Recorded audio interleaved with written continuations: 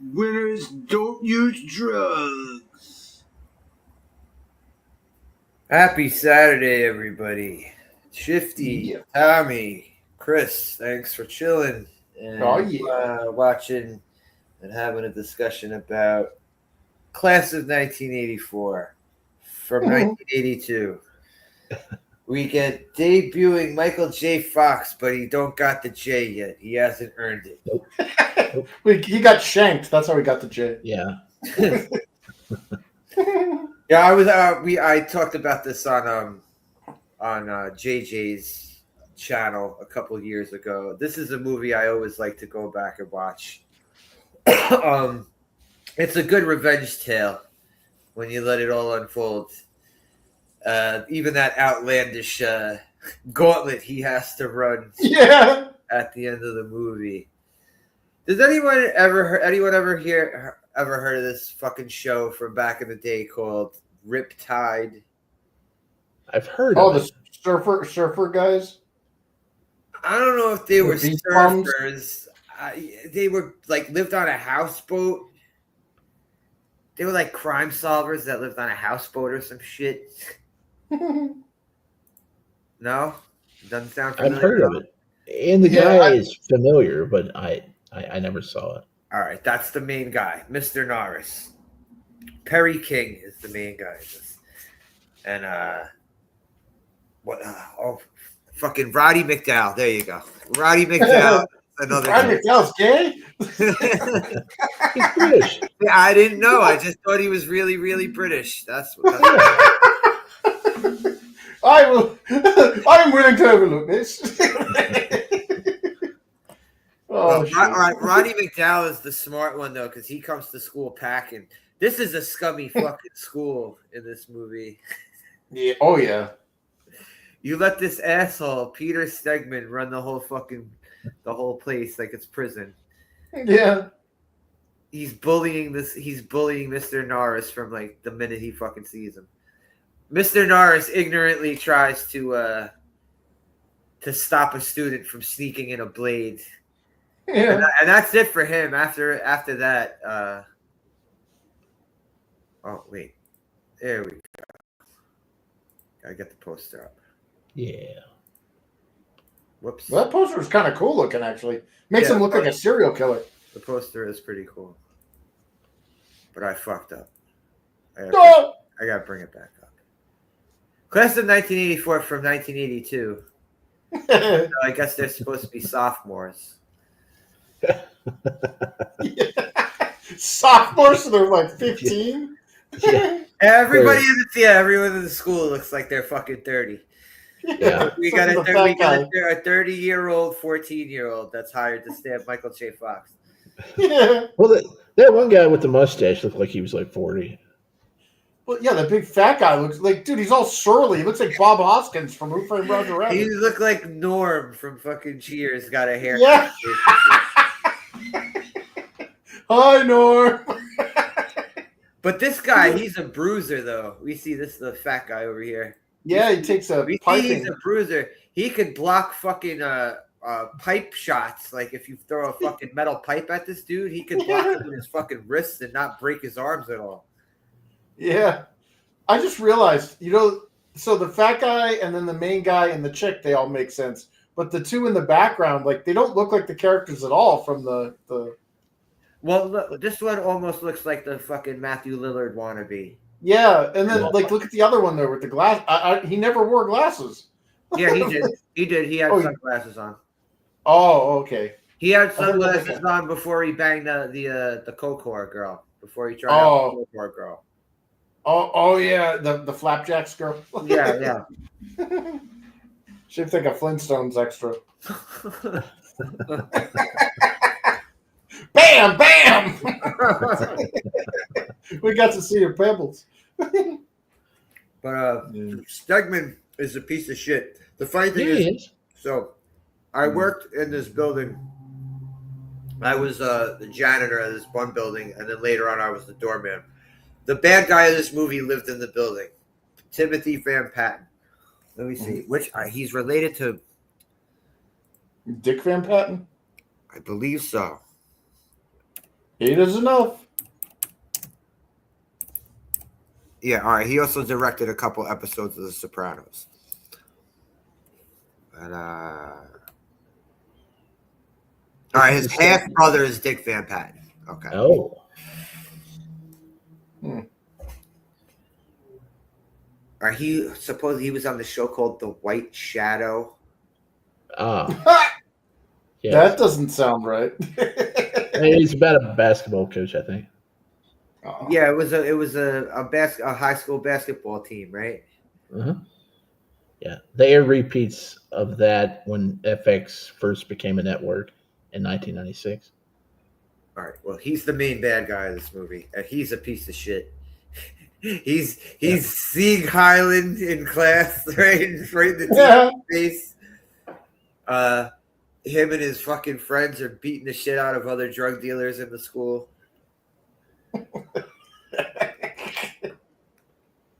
We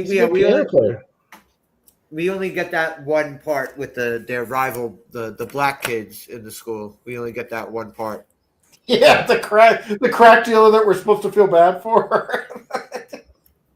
Yeah, but what was making you think we're supposed to feel bad for him, though? Well, because they hunted him down and then beat the crap out of him in a bathroom. Well, they had the face off at the underpass, and then the cops show up. But he was dealing drugs, though, so we're not supposed to feel bad for him. Oh. Yo, that's his name. I legit think his name was Tyrone too. I think they said. DeMarcus Demetrius III. Let me see. I want to see the fucking cast of this because he said a typical name. He really did.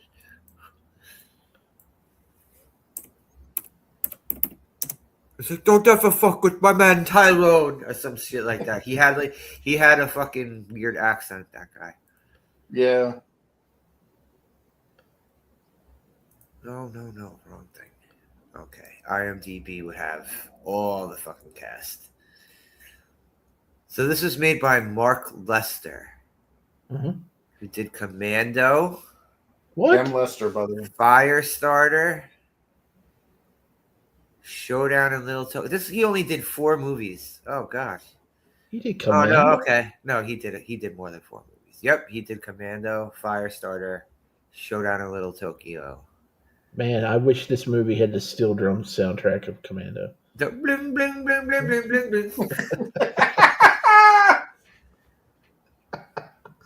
Bling bling bling bling bling bling. That thing ran through the whole film. Yeah. This is one song. And then it would go into the saxophone.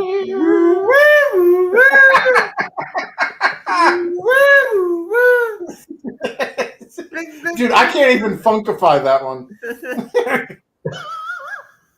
All right, Leroy. I knew it was the typical name. The guy's name. Leroy Jenkins. Yeah.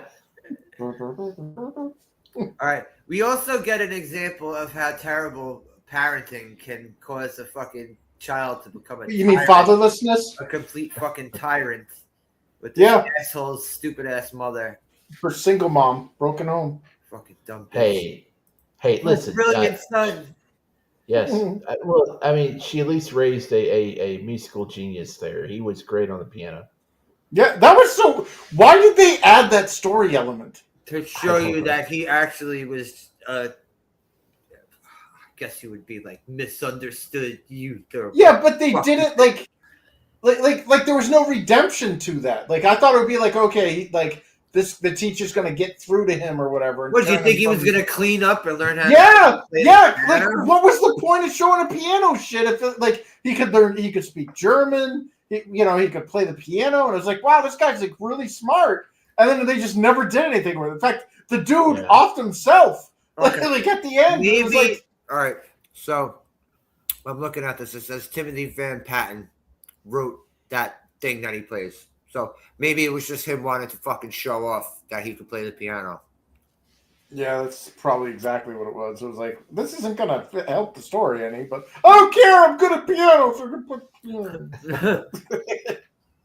Well, all right. It's also what he says to fucking to Roddy McDowell, right? He's like, I think he might be a brilliant kid. And fucking Roddy McDowell goes, well, so was the Marquis de Sade. Yeah. And it's like there was no payoff. So all they're saying is that like you shouldn't try to foster brilliance because these kids are irredeemable. When you think about it, every step of the way, he was one fucking step ahead of Mr. Norris. Yeah. He's like, he might as well just have the cops straight out in his pocket the way he fucking handled his bullshit. They should at least had him playing the piano during the big scene there at the end of the movie in Mr. Norris's apartment. But then him playing up from the ceiling. No, I don't know, but during the scene with his wife, he should have been playing the piano while his friends are going at it with Mrs. Norris. Oh, okay. And I'm looking at this. He had to get the J in his name for the Screen Actors Guild. Oh. He had registration problems, so he had to add the J to his name. Mark Lester said the film was inspired by several true stories of school violence he had read about in papers. In particular, was a story of a teacher who brought a gun to class to control his students. That scene ended up in the film. Okay, now that fucking scene right there. How was this man not arrested? Yeah, I don't know. How did this man not go to jail for that? Well, I think maybe the school resource officer was hip to knowing that the kids were no good, and he probably took the side of the teacher by that point. What's up, Soul Assassin? Hey. Well, I mean, he knew. He knew. Yo, hey, what's going on? He that was right after Michael J. Fox got stabbed, though, wasn't it? So Michael Fox. Michael Fox. So I mean, he knew stuff was going on. So Michael No J. Fox. Sorry. No J. Yeah. You get stabbed. You don't get a J for that. Michael J. Fox, man, that's fucked up that he got stabbed in this. So they got it in for him because his friend decided to snort a bunch of fucking whatever the fuck meth in the fucking bathroom. And Mr. Norris has to come in. First of all, they make Mr. Norris patrol the floor like he's a security guard. That was a bad move because Mr. Norris can't tell that Jimmy was fucking tweaking out of his fucking skull. Yeah, this flagpole setup. He snorted like 4 handfuls. He was like pouring it in his hand. Yeah, I think he OD'd before. I think he was dead before he even tried to climb the flagpole. The idiot climbs the flagpole and starts doing the Pledge of Allegiance before the flag rips and he fucking falls to his stupid death. Yeah. And his stupid life. Jimmy, you're I gotta say, man, like jokes aside, like the actor was able to do that, like the stuntman or whoever they got to climb. That's an impressive feat to get up there and then stay up there with one hand. Like they showed a far shot of that. Oh. Okay, so that movie. All right, we also get a glimpse of young Stegman is watching a movie, and it's fucking Linda Carter. Yep. It's called Bobby Joe and the Outlaw. Mm-hmm. Shifty brought up a picture of Linda Carter naked before, so I might have. Oh, wait a second. Bobby Joe and the Outlaw. Yeah, there's a reason they showed that clip because Mrs. Norris was in that movie too. Oh, because I looked up her credits. Yeah, she was in that movie. He did the movie. Okay, it says the guy Mark Lester did that movie. Oh well, they were both in it. Yeah. Yeah. Man. All right, Michael J. Fox was 20 years old. Wait, he was 20 years old in 1981? Yep. Really? When asked his age, no one believed him. Yeah, because you're like 3'4", Michael J. Yeah, he looks like a child. He has dollism. That's what he has. He looks age appropriate. Dollism! He has dollism! Yeah. Yeah, my friend Guile told me about it. Yeah, full circle. No, nobody's going to get that one. Yeah. Oh my god. Yeah, freaking my friend Guile told me this after we got back from M. Bisson's. Like My friend Q-Eye. Q-Eye. We have to work that in everywhere there's like a disease or something. Just like remember how there was like the D's nuts or whatever, like the ligma, or remember that? Oh yeah, he's got ligma or whatever. It's like, what's ligma? It's like ligma balls, you know. But like we gotta do the dolls. Peter Dinklage suffers from dolls. Shit. Is that why he's such an asshole?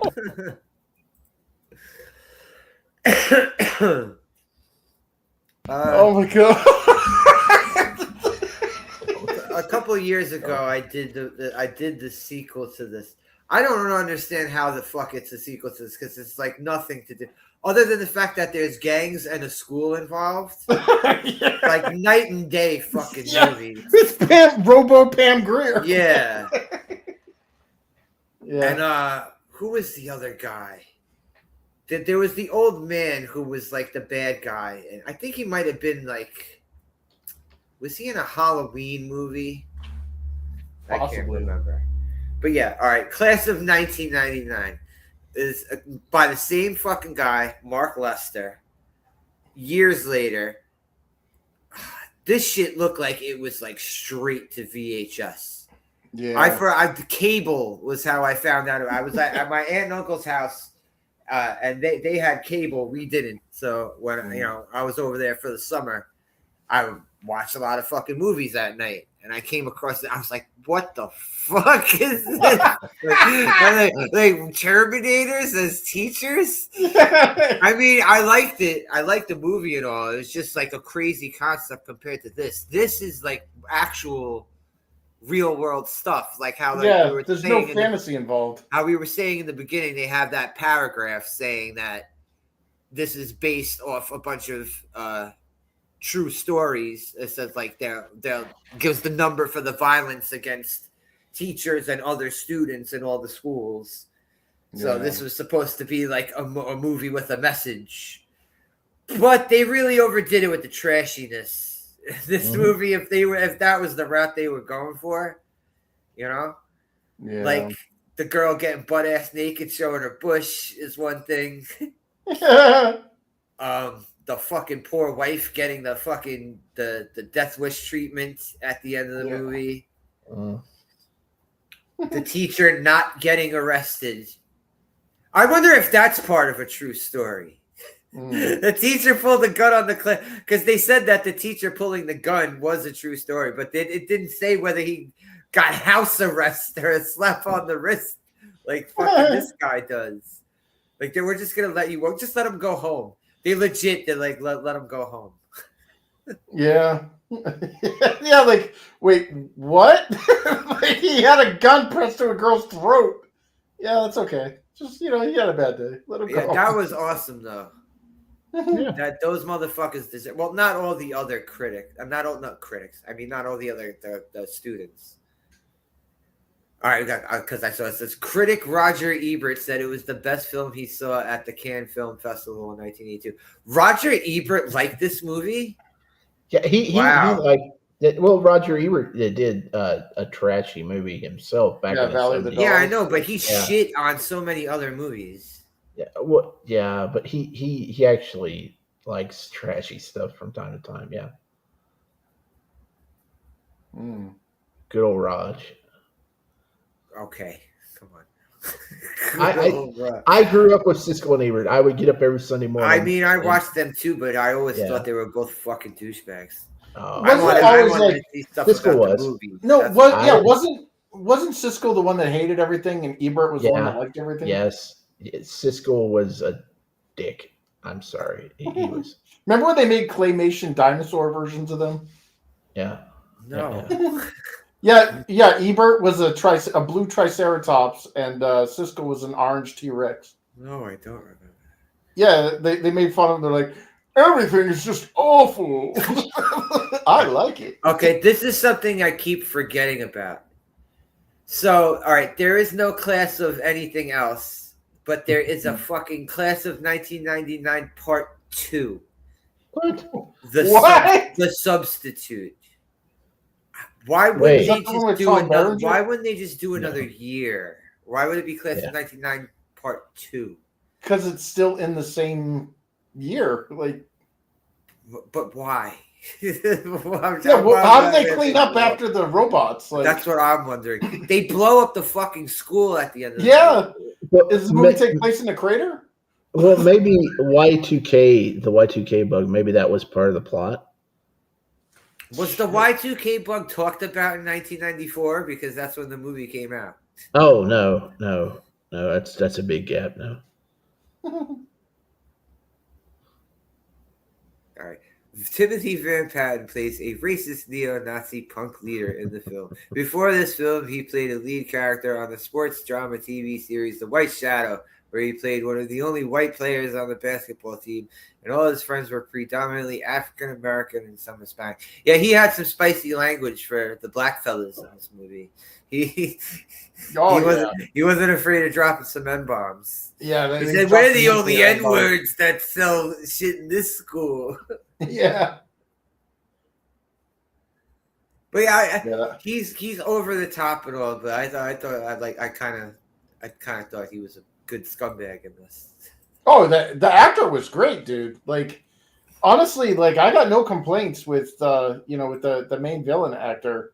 I would say there was some hokiness with his cronies. His wardrobe. Oh, dude, his wardrobe when he went to the Ren Fair. he's wearing that like fucking shirt that the fucking guy from CNC Music Factory was wearing. Freedom Williams. Dance now. Freedom Williams. Yeah. Who? Yeah, and then Freedom Williams. Okay, I never knew his name. I always knew him as the guy from CNC Music. That was my favorite group in 1991. Oh shit! Yeah. Did you listen to Technotronic too? Well, no, it was. I was a big jam. In 1991. It was a tie between CNC Music Factory and Bryan Adams. Oh wow, that's quite the contrast. Or 92. It was whenever Robin Hood came out. That was the time CNC Music Factory was also. Yeah, nobody could escape that song. Everything I do. Well, those two songs is like those two styles of music is kind of like class of 1984 compared to class of 1999. How you very contrasting. You go from real world shit to Terminators. Wait, so which one's the Terminator? There was this thing in class of 1999 too, where like there were demilitarized zones out in Seattle, and like you had to drive through like gangland where they fucking shoot at you with fucking AKs and shit, and they got like armored cars. Like there was none of that in this shit. We got none of that in this shit. So I'm still wondering why this guy decided to try and make that a sequel. Yeah, that was weird. And I'm still wondering why he decided to make a part 2 of the second one. Yeah, if they blew up the school at the end of it, like they moved to a new school. Maybe that's what we have to rebuild. Yeah, we have the money. We got some fucking hot women in this. I was the punk rock girl, man. I don't know. She's a fucking psycho asshole, but I don't know. I think she's hot. The hottest one was at the beginning in that white shirt. Oh my god, dude! What is it? Nuclear level dairy cannons there. That white braless with a white tank top, and those were easily like F's or G's. Yeah, those were large, quite large. She was like the sorceress from Dragon's Dogma. Then there's the blonde too in the music class. The one with the one with the magical changing shirts. Yeah, you know what that was? They accidentally took terrible editing problem. Yeah, it was a terrible editing. What they did was in the second day of class or whatever when she's wearing she's wearing a blue shirt, and they accidentally added that day onto the fucking first day. Yep. Yeah, because I was waiting to see if there was going to be a shirt problem in that scene, but no, she kept having the blue shirt. And I was like, "Come on, titty, man." You know, and the sad thing is that the chick with the horrible Janet haircut that was like shaped. Oh, that wasn't Janet. That was that was Freddy. It made her look like that was a pinhead. Freddy Krueger haircut. It made her look like a pinhead. Like, you know, the people that have inbred where their heads get tiny. Like, she had like a giant face and a tiny, like, short hair. Quite unfortunate. Nuclear dairy cannons. Hey, Tom, are you there? Tommy? Tommy is Snorky. I guess. Well, his guinea pig's there. I see his guinea pig looking up at us. Yeah, they're chilling. Man. Oh, what happened? Oh, nothing. You didn't say anything the whole time. Uh, I was just wondering if you were still there with us. Kind of. I got you. Uh-oh. Get to see a cool guinea pig. He's lazy. Yeah. It's like I want to see them Derek cannons too. Yeah, Chris was upset that you didn't get to see the wife getting graped and Yeah, you know, they should have had their what was it? What did you call it? Not pinch hitter, the third runners or whatever. Like they should have brought them in. The third string third string gang rapist. Yeah, they should have brought in Jeff Goldblum. I mean, I already could smell the black spray paint that he was going to target to spray her asshole with. So, you know. That's the thing is, she got it bad because they were taking pictures and fucking like punched like they punched her in the face a couple times, right? Well, that one dude there with the sunglasses in the poster, he actually rolled up a chain. And he was about to fucking kill her. It looked like And then the dude with the syringe is like, no, chill out. And it was like, you know what his name was? Drugstore. Matthew Lillard wannabe in this? The Matthew Lillard stunt double? Drugstore. Like going to the drugstore. You know, they were stupid. They were stupid characters. I mean, they were. They really were. Why would they stick around? Why would they stick around? I mean, especially the wife. She said she was going to go to her parents' house anyway. But I mean, hell, all that stuff that they did to him, and she just stayed there. She didn't even resist.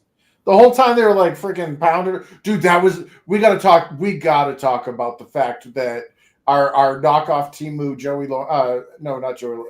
Johnny Lawrence was having a seizure. Ronnie Lorenz. Yeah, Ronnie Lorenz was having an epileptic fit. He was having a grand mal seizure while trying to drill this chick during the grand rape, the grape scene. And he's like, hey,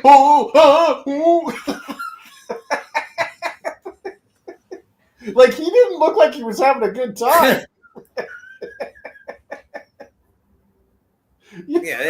And then fucking psycho girl, she took pictures and like shoved the Polaroids down the front of her skirt. She was totally a carpet cuisine connoisseur. Well, yeah, when they were doing tryouts for their COCOR organization, she's the one who suggested that she take off her clothes. Yep. Stegman wasn't even the first one to say it. Yeah, and then she's like, "Can I watch?" And I was like, "Yeah." And then when Stegman wants the other dude to fucking test her out, try out the merchandise. That's what happens. Like I'm sure that pink-haired chick is the one that calls Peppermint Patty sir. You know, that chick is definitely the lipstick. Yeah, when he's about to bag her, she's like running right away. I want to watch. Yeah, she was really over enthusiastic. But she didn't just watch. That bitch has like fucking. That bitch is like holding it. She's like holding it while the fucking COCOR goes on it. She was percolating like Mr. Coffee. Oh. This is it's got that 80s low like budget like grimy Like it looks kind of grimy the way they filmed it, right? Yeah. Yeah, that's like your 80s film. Let's see. Graffiti everywhere. Oh, low effort graffiti everywhere. Somebody just handed somebody a Sharpie. This was a $3 million budget. Well, Jesus. it all went into flapjacks. You know, when they had Wilma there getting naked. It went into bush funds. It all went into that car getting blown up. It went into the show your bush fund of Hollywood. Yeah, I bet all the money went to Roddy McDowell. Oh yeah, there was also that part where they killed all his animals and like stuck them to the wall and hung them from the ceiling fan and shit. That was fucked up, dude. That was gross. And then I read that they used real dead animals for that. That was fucking awful. That must have stunk. Yeah, but it's hard to believe that this was released in the theaters. Yeah, this is $3 million budget, 6.1 mil at the box office. I don't even know if this was. I never used to see this. I saw this on regular television, so it was all just like fucking last week watching Reanimator, heavily edited. There was so much shit like on this they couldn't show on regular TV. Mm-hmm. But this was supposed to be rated X. Eventually received the R rating. What? How did this get rated X? There was literally one set of titties, and they weren't even that spectacular. You know why? You know why? Oh, the swastika shirts? No, the scene with the wife. You know. Oh, okay. We didn't even see her titties. Like, the Death Wish movies were way more graphic than that. Yeah, Death Wish. Like, Kersey at least had a legitimate, like, seriously, third stringer Goldblum would have came in and did the job. But bro, there was in Death Wish 2, they're at the fucking the maid for like 5 minutes, bro. It's awful, bro. the bullseye spray paint on the asshole. Didn't Clockwork Orange get almost an X rating because of the same thing? I thought it did get an X rating. Or was that Caligula that got an X rating? Oh, Caligula definitely did. That was a porn movie. That was one of. Wait, was it what Malcolm McDowell was in both of those? Right? Was Malcolm McDowell in Caligula? Okay. Yeah, he was Caligula. Yeah. That was. I never saw it. I just heard about it. Oh, you know, like Last Tango in Paris. You hear about these movies. Oh, I try to avoid shit like that. You know. Well, you know, it's weird. Entertainment Weekly was allowed to post pictures of certain things, and they got away with it. Yeah, there was a scene from that movie, Last Tango in Paris, that they posted in a certain issue, and man, it showed things off. And I was just a little boy, and I was like, wow, okay. That woman don't got no clothes on. Yeah, this is also on Tubi, Soul Assassin. That's where we watched it. Yeah, Tubi's got everything. Oh, Tubi got what I'm gonna do next week too. Yep. Gonna do American Ninja. Oh. And after that, American Ninja 2. I'm gonna go into the Dudikoff collection. Yes, nothing says Christmas like American. Like Michael Dudikoff. Yeah, I know. It's the holiday season. It's Dudikoff Christmas. Bring home the Dudikoff. Extreme violence, no problem. Drug use, no problem. Swastikas, no problem. But lack of nudity, there'll be problems. That's what I'm saying. He likes his grape seeds with full on bush. Damn right, man. No, I still think third stringer Goldblum would have done the job. He came in with a spray paint can, and it would have all been all set. You're not supposed to cheer him on, Chris. Wait, I'm confused. We're not? Yeah, Miami Connection was one of the first movies I did a couple years ago, Soul Assassins. Yeah. I don't know if I'm going to go back to doing any of these. But I did this on JJ's channel, so I figured I'd do it on my channel.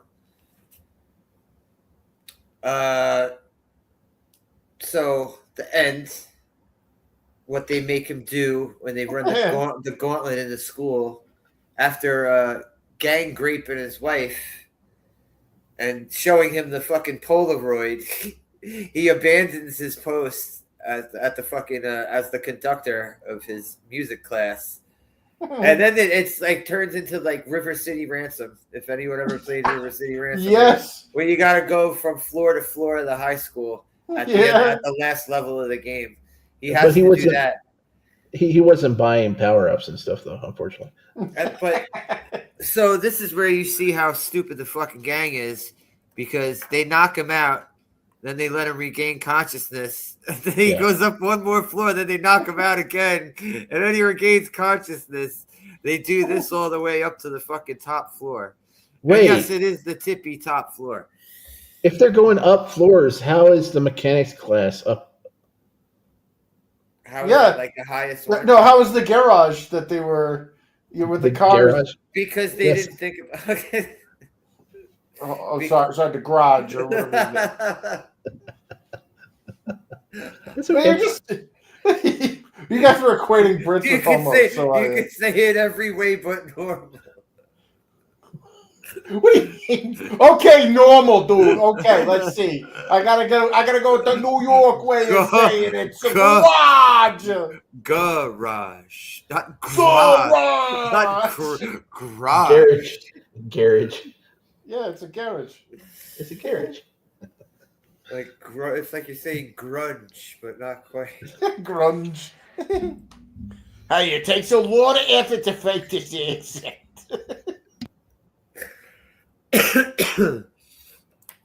But yeah, I don't even know what they said, where they said this is supposed to be. I want to see if it says what state this is supposed to be, because they keep mentioning Nebraska. They say he's from Nebraska or some shit. Yeah. Well, he moved from Nebraska to the big city. It just says Lincoln. It just says Lincoln High School, but isn't Lincoln in Nebraska? Yeah. Yeah, but this was the Abraham Lincoln High School. It looked like kind of like the Bay Area when they were out there and they showed like the sailboats in the back. Oh, the part where he's fucking trying to do an intervention on Roddy McDowell. And Roddy McDowell starts crying and shit. Oh no. Well, no, the other scene where he's talking to his wife, well, let's move, let's get out of here. And like, yeah. The Wang Wang films? What the fuck is that? Wang Wang. Never heard of it. Do you know what that is? I dropped. Do you know what that is, Chris? What, Wang Wang films? Yeah. Hold on, let me look it up. No, it was the other scene where he was talking to his wife.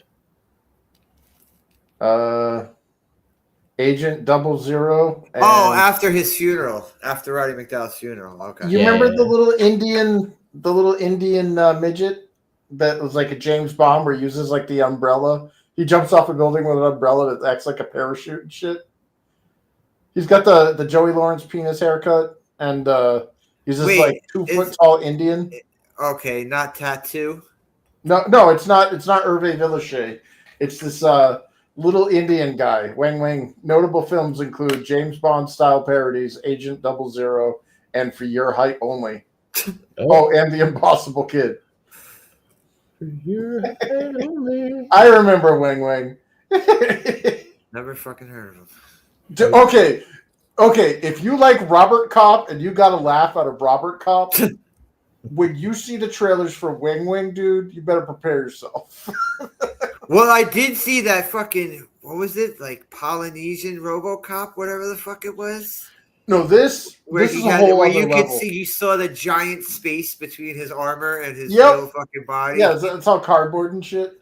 But no, this is like, it looks like they use ventilation pipes for his arms. No, this is a white Indian, like a little Indian, like the guy that played the Wong, what is it, the Oompa Loompas in the new Willy Wonka thing, and they put him in a white leisure suit and they gave him a Joey Lawrence like mop top penis haircut, and he's like the ladies' man, and he's like 2 foot nothing, and he beats up people like 400 times his size. You wait a second. Is he the dude that played in Eastbound and Down? The guy that was bullying him, right? The one that was like bullying him around. Okay. We gotta after this. We gotta see the trailers, or you can bring up the trailers, dude. The Wang Wang trailers. Like, I remember seeing this, and it, like, part of me was thinking it was the funniest thing I've ever seen, but something in the back of my mind was like, this is like the human uncanny valley. Like, this person is impossible to exist. Because it's like the size of a Cabbage Patch Kid kicking the shit out of adults. I think it is. There's some weird shit going on in India, man, with their inbreeding and stuff. Because like this guy is like 2 foot nothing, and he just kicks the shit out of everybody, and then he jumps to like sets a building on fire, jumps out of like the 15th story building or off the balcony with an umbrella, and then just lands in safety. And when he jumps, what does he say? What?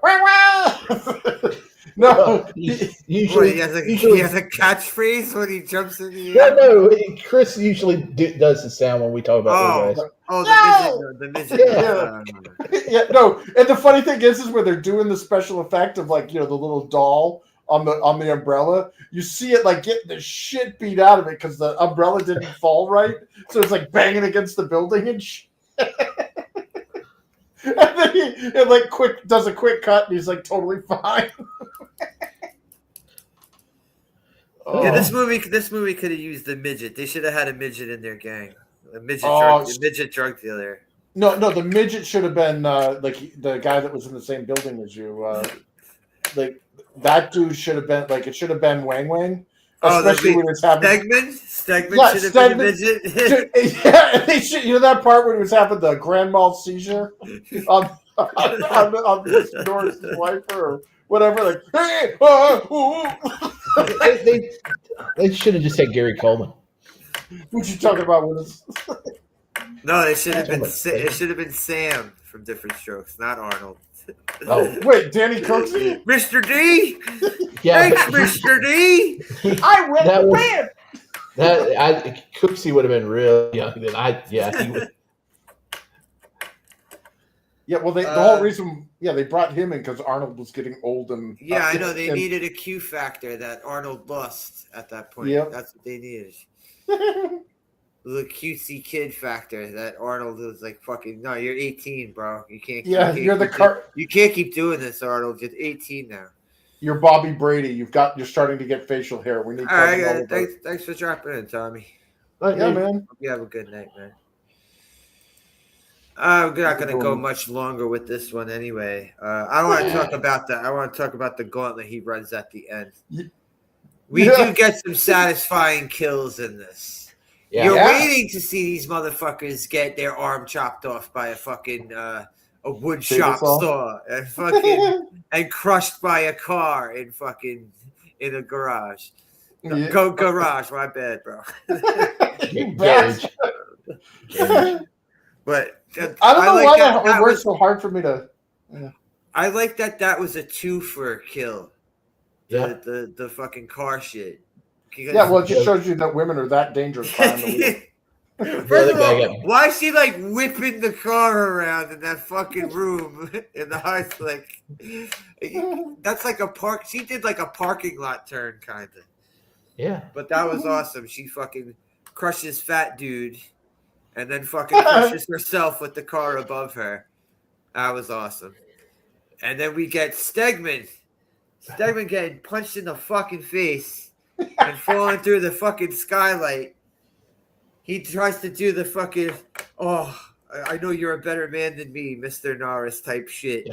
Yep. And outstretches his hand so Mr. Norris can help him.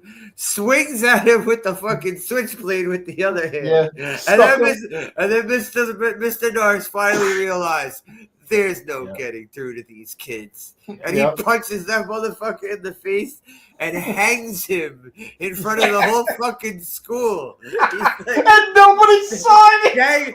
Dangling by his neck with blood pouring out of his eyeballs. And then the movie ends with a paragraph saying, nobody saw him do this, so he got away with it. Yeah, dude, that was the best part. There's a dude literally hanging to death. No. blood They is should- coming out of him. You know what though? Equal justice, right? Because the criminals are getting away with shit, and the teachers should be allowed to get away with shit too. You can pull your gun on a class and not go to jail, but then get killed trying to kill him the next day. But I just like, I mean, of all the movies, like of all the endings, they're like, how are we gonna, how are we gonna get a satisfying resolution? I know. that We'll just motherfucker in front of the school. We'll hang him in front of an entire auditorium full of people, and then say, well, the main hero didn't get prosecuted because nobody saw it actually happen. And it's like, so the auditorium that watched his corpse? He'll come through the skylight when the fucking 1812 overture drops. We got blood pouring out of his fucking eyes. No, he's okay. He'll walk it off. Nobody saw a damn thing. What did I miss? But yeah, that was a very satisfying ending. A great ending to a fucking prick of a fucking movie villain. I wonder if his class got disqualified because of that. Well, I wonder what it was a no contest. It was a called on account of rain, I guess. Yeah. Called on account of a hanging student from the ceiling. Yeah, like what at the symphony? Didn't they say like there would be like people from like a real like symphony or whatever? Yeah, that was supposed to be a big Were they deal. like maybe they thought it was part of the show? What a show!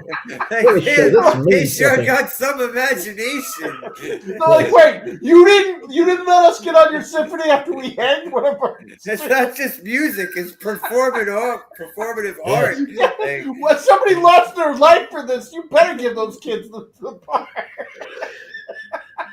It was right at the. They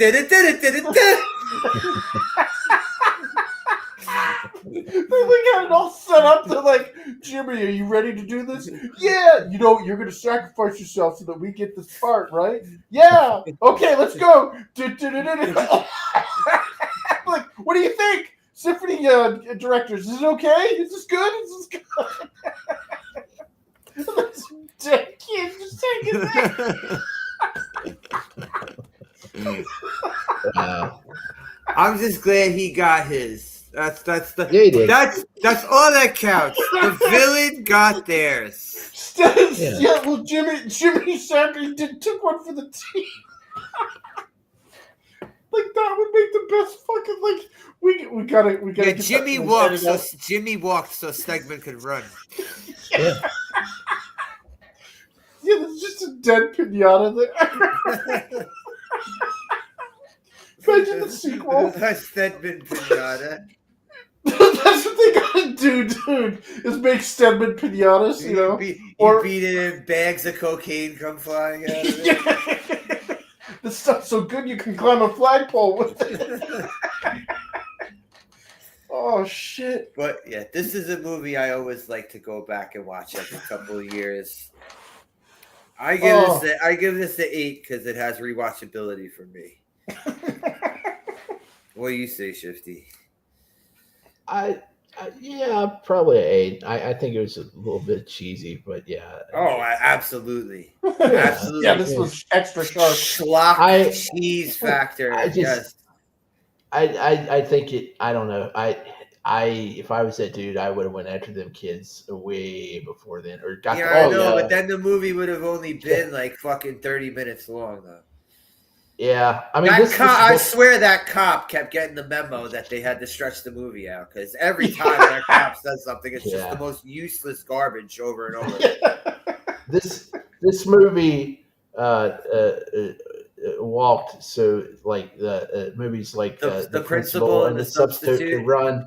Yeah, but those are much more enjoyable, I think, than this. But which was the one where Mark Anthony was the bad guy?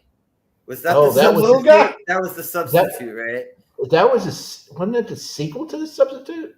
Substitute 2? I thought he was the bad guy. I only saw the first one, so. Oh yeah, there was, yeah, and then somehow Tom Berenger became a sniper. He left the classroom, became a sniper. Well, no, he infiltrated the school. He was special forces, Oh And yeah, his, but his girlfriend making was a joke. the teacher there. Oh, okay. like I'm gonna have to explain the plot of the substitute right now. I shouldn't he get any spent his further into it. yeah he left the classroom to go to the jungle and then back. Good for Tom Berenger. Yeah. But yeah, what do you think, Chris? He was also a lawyer. What do you give this, Chris? I give this I'd say a 6. I was thoroughly let down by the quality of breasts. The only time we saw naked titties was on the Flapjack Girl. They were fine. Yeah, it was She like didn't looking have at a bad Florence body. Pugh. That girl did not have a bad body. I'm a little more frugal, if I'm paying money. Well, you didn't pay money. Well, oh, that's true. I didn't. So, wow, what does that say? What, were you giving her a bag of cocaine to show her bush? Yeah. I pulled it out of the urinal, especially for her. But no. Only Mr. Norris goes into urinals for drugs. Well, so I really wish they did more on the violence for the like they saved. How do I explain this? I wish that Norris went after the kids earlier in the film because it was like all this build up, and then when we get the payoff, it was so after seeing what Paul Kersey does to people, this was just kind of middling. It was like it was like what, the second or third time they're dealing with him, they blow up his goddamn car in front of his house. Yeah, and he's just like, yeah, kids will be kids, but honestly, I think the movie would have been vastly improved if they let a third stringer Jeff Goldblum do his job, because that grape scene, I mean, not that I've witnessed many of them. He's judging rape scenes now. It's gonna be like the Siskel and Ebert of rape scenes. Yeah, I'm there at almost like a WWE commentator. Knock, knock! It's not the FBI at your door. Candygram, what? I was like, okay, she was clearly surprised and terrified. The soiling of herself was definitely a bonus, but no, it just, she was a hot chick. We all saw that she was hot, and it was like no titties. So it's like she was one of those uppity actresses that put in the no titty clause. Yeah, titties? No, she never whipped them out. Whole time. You mean the punk rock girl? Oh, well, yeah, the punk rock girl. The wife. We didn't see her rack. We didn't see the We wife. should have at least saw the punk rock girl's rack. Yeah, and it was just so frustrating that it was like, okay, we're gonna see him, and they never came. So I was a little disappointed by that. And why was his wife dressed like fucking olive oil at the end of the movie? She had a dress. I was like, why is she wearing a Mrs. Claus? Yeah, Popeye. But yeah, the only reason why it doesn't get a 5 is because I thoroughly enjoyed watching Michael Fox get jabbed with the J to earn his J from that really cool looking curvy it looked almost like one of those crisp blade switchblades. I was like, damn, yeah, that's those fucking cool. the dagger type shit, right? Yeah, those ceremonial ones. Yeah, that was badass. But poor Michael J. Yeah, his if that was his girlfriend too, the one with the huge face, because she has the micro, the one with the hack job, the one with the hack job, the unsupervised 3-year-old with the Barbie doll, barber college haircut she has. That was when you turned the flow beat to the max. It certainly does suck. Yeah, the ceremonial daggers. Yeah, that was cool. But apparently Vinny was the one, a 14-year-old, 30-year-old guy, had to shank Michael Fox. They were all 14-year-old, 30-year-old. Dude, seriously, the fat guy in that movie looked like Bob Hoskins from Who Framed Roger Rabbit. They're like, that's a high schooler? That kid's literally got male pattern baldness. Really, he comes walking into freshman class. He's like, oh, my prostate's the size of a softball. Oh! Let's deal some drugs. Yeah. Yeah. Let's get into gang fights and deal some drugs. I just dropped my kids off. Yeah. Can we hurry this up? I gotta pick my kids up in 3. Yeah. it was one of those movies where I'm glad I saw it, but I don't know, man. Like the lack of titties and the lack of action on Mr. Norris's part. Like, it was cool. The table song. I like when he smacked up Stegman's car, though. That was funny. Yes, that was well done. I really liked that, especially when Stedman came in the next day. You wrecked my car, man! Yeah. Oh, my car! He's just like El DeBarge, and he's like, you wrecked my car, man! A few scenes later, we see the same car, and it's already, you know. So it's all perfectly fine. Yeah. He brought it to Mako. But yeah, it was like, I don't know. Like, it was one of those movies where it's like, you know, there was a lot of cocaine involved in the writing of that movie. Even though it's supposed to be anti-drug, it's totally drug-fueled. Yeah. There were all a bunch of Jewish guys around the table laughing about the anti-drug messages they're writing about. They're all coked up. Oh, they'll love this.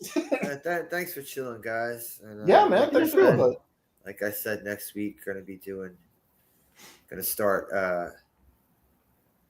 Oh my God, I was gonna say American Ninja Warrior, American Ninja, and American Ninja 2. Yeah, Shifty. Floors are all yours, bro. Oh, I got the floor. Cool. Tomorrow night on the Real Review 3000 and on Star Wars T, we got the Jackbox Fun Night and the weekly wrap up where we play Jackbox and What the Dub. Come join us. We'll get you in the chat and maybe get you in the game. Have some fun. And of course, next Thursday, the big show, Collectible Pass Toy Show, 8:30 on Tommy and the Guinea Pig Collective and Vinny Art. 3 hours talking about toys.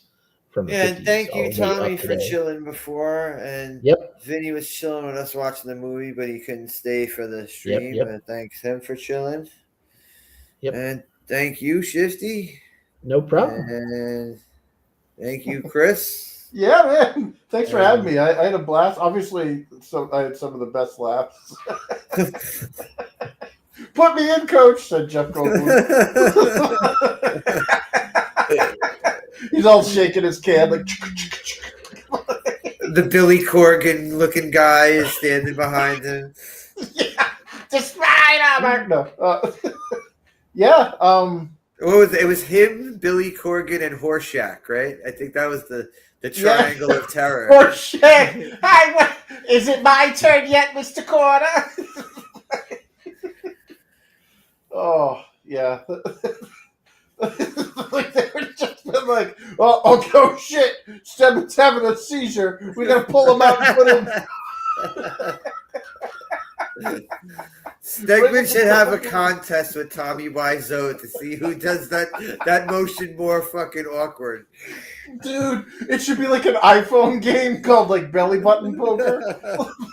Like she was fully clothed in an olive oil dress, and he's all like, like those old faces were like, I gotta find this film and I'm gonna freeze frame it. The faces he makes, that's gonna be my new portrait instead of killing the old potato. Oh no. Oh shit. Yeah, man. Anything else you want? Oh well, my second book from the Infinitil Chronicles graphic novel series is available on Amazon. You can just go to Amazon, type in Infinitil, and bam, both books are available. They make great stalking stuffers, and I try to make them as competitively priced as possible. I don't want to use the word cheap. But they're at the very bare minimum where Amazon basically yelled at me and said, you can't charge any less because it's going to cost us more money to produce the book than you're charging. So that's how paper thin my margins are right now on Amazon. But yeah, had fun making it. So we'll have book 3 out probably 2027. So cool, bro. Sweet, man. Yeah, thanks for having me. Hell yeah. Yep. Next week, American Ninja, like I said, Tommy, RR, Soul Assassin. Anybody who checks out the replay, thank you. And have a good one later. Have a good one. What's up, DiBiase, punk ass bitch? Oh, motherfucker.